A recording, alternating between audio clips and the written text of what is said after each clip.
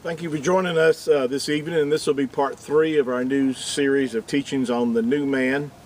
And we're going to start tonight in the book of Ephesians chapter 4.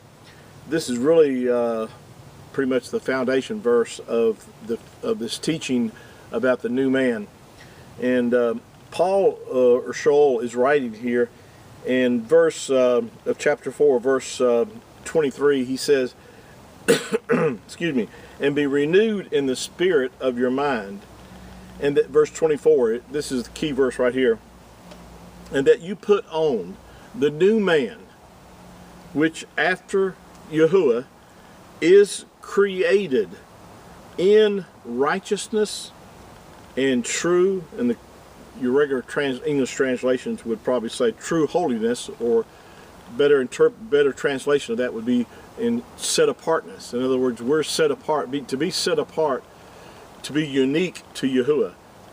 You know, really that's what the word holy, we use the word holy, but really that's a bad word to you, or not a good translation of the word, because it really actually means to be set apart, to be unique, to be special.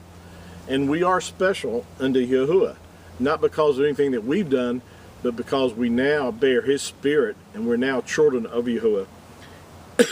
And Paul says that you put on the new man. You know, something that's new means exactly that. It's new. It's not something, you know, if I drove up in a brand new car, it would look and smell like a brand new car. It wouldn't be like just a refurbished one, or one that was repainted or made up. You know, if it's new, everything is new about it. And that's the same thing in redemption that Paul is making reference to, that we're to put on. Now, how do you put on the new man? The new man is the man that lives on the inside of you and I, that's already created. You know, we're not in a process of evolving into righteousness.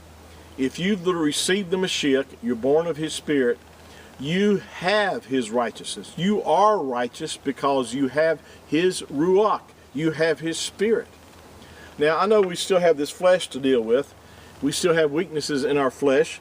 We still have to, and the reason that's so is that we're not really totally redeemed yet. Now, Paul wrote about that in Romans chapter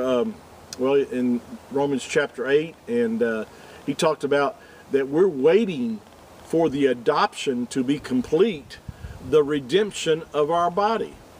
So the body, the body hasn't been redeemed. The moment that you receive the Mashiach and that you are born of His Spirit, your flesh didn't change. And we're waiting for the adoption to be complete. The part of redemption that's not complete yet is the resurrection of the body, when this mortal shall have put on immortality. This corruptible, talking about your body, shall put on incorruption. So, you know, but on the inside, there has been a resurrection. There has been a redemption that's taken place, the new birth. If you've received the Mashiach by faith and received His Spirit, then you're the person that Paul is making reference here, is that new man which is created, already created. In other words, it's not something that we evolve into. We don't strive to. I mean, we don't try to be righteous. We are righteous if you have received the Spirit of Yahuwah. That's the point I'm trying to make.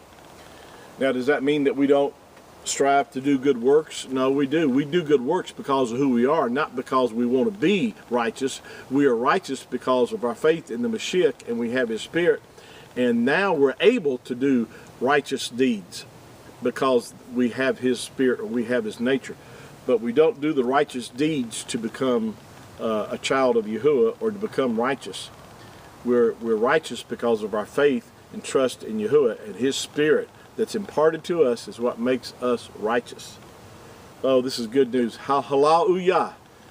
And but Paul says that we're to put on. That means to let that person on the inside, the new man, to dominate your life, which is already created in righteousness and true holiness, or true set apartness.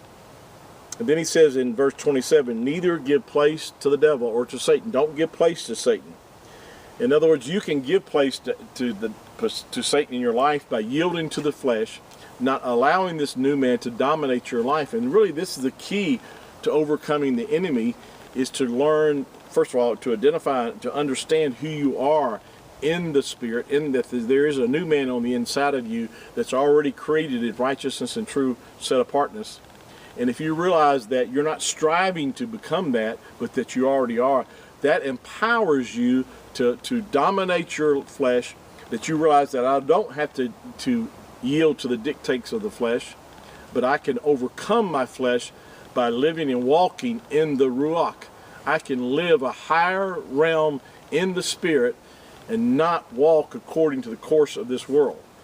And that's what Yahuwah wants his children to understand, that we have power over our flesh. We have power over the enemy because we've been transferred out of the kingdom of darkness and translated into the kingdom of Yahushua HaMashiach, his son, and we have been redeemed by the precious blood of Yahushua.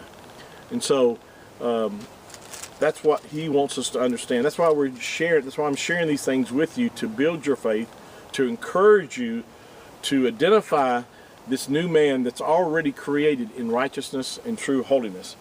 And once you grasp that understanding of that, you will not allow condemnation and guilt and everything that Satan uses against believers to bring them to discouragement, to cause hopelessness in them, and to feel like they're powerless to overcome their flesh.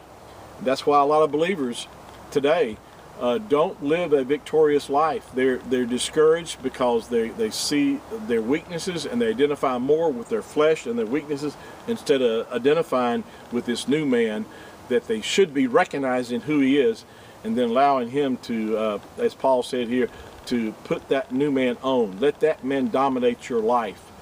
And if you do, and you will be reigning in life by one, Yahushua HaMashiach. In other words, you'll be reigning victorious in your walk with Yahuwah. Well, thank you for joining us this evening, and we're going to wrap it up tonight, and we'll be back. We won't be doing any more teachings tonight, but we'll try to get in tomorrow some more, and we still got some more to say on this subject. So I love you. I appreciate you. Yahuwah loves you and cares about you, and I thank you for joining us. And till our next session together, Shalom.